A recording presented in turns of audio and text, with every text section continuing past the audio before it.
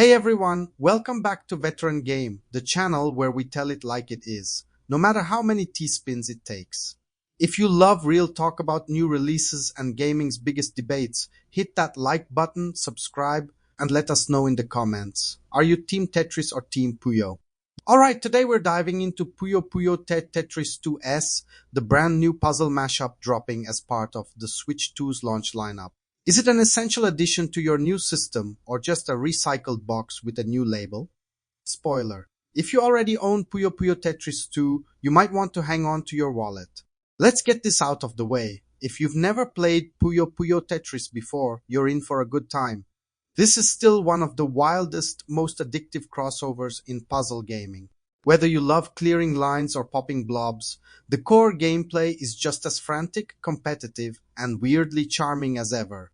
There's a reason these games are so beloved. They nail the feeling of just one more round better than almost anything out there. The core package is stacked. You get tons of modes, including versus party, swap, fusion, and even a surprisingly meaty adventure mode. Adventure mode is a goofy anime-inspired story where Tetris and Puyo characters collide, toss ridiculous lines back and forth, and drag you through a chain of increasingly challenging scenarios. Is the story actually good? Not really, but it's fun and honestly, it gives some personality to the puzzle action. Local multiplayer is the beating heart of this series. Whether you want a classic Tetris duel or to see who can cause the most chaos in party mode, this is still a go-to for game nights. Fusion mode deserves a shout-out too. It mashes Puyos and Tetraminos together on one board, and your brain will either melt or reach a higher plane of existence. So what's actually new in Puyo Puyo Tetris 2S? The big upgrade for Switch 2 is the Puyo Tetris Doubles mode, a new way to play 2v2 with up to 4 players, each pair working together on the same grid. It's frantic, silly, and a genuine test of coordination, especially if you're yelling at your friend to finally drop that block so you can set up your combo. For party game fans, it's a great laugh for about 20 minutes until the novelty wears off. There's also improved visuals, a tiny bump in resolution, and obligatory support for game share and game chat. You can even stick your face on the board with the new camera function, if you really want to terrify your friends every time you score a Tetris. And mouse controls, yes, you can technically use a mouse now, though why anyone would want to play Tetris this way is beyond me. It's awkward, it's imprecise, and it's exactly the kind of gimmick that gets tried once and never again.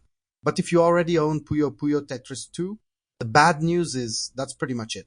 There's no meaningful expansion to single player, no wild new mechanics, and worst of all, Sega is charging full price for this upgrade, with no discount or upgrade path for owners of the original. That's got fans rightfully pretty annoyed. You're getting a few minor tweaks and one new mode, but you're expected to pay again as if this was a whole new experience. It gets worse. The online experience is pretty barren. Since there's no crossplay between Switch 1 and Switch 2 versions, the already niche player base is now split even further. Good luck finding matches outside of launch week, unless you're bringing your own group. That's a huge miss for a game that should be a multiplayer staple. And let's talk about the physical release drama. The Switch 2 version is being sold as a game key card, not a real cartridge. That means you're paying for a box with a code inside, which has become a hot button issue for collectors and preservationists. If you want a real, complete on-card copy, stick to the original release. Does this make Puyo Puyo Tetris 2S a bad game? Not at all.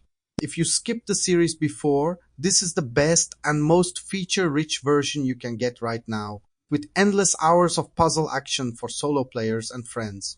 It's just not a meaningful step forward, and it feels like Sega is more interested in quick launch window sales than in actually rewarding loyal fans.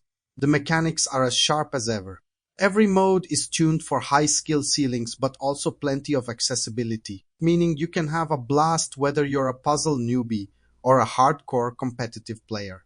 Skill battle mode adds a dash of RPG strategy, letting you build a team with special powers, and turn what should be a simple match into a brain war of attrition.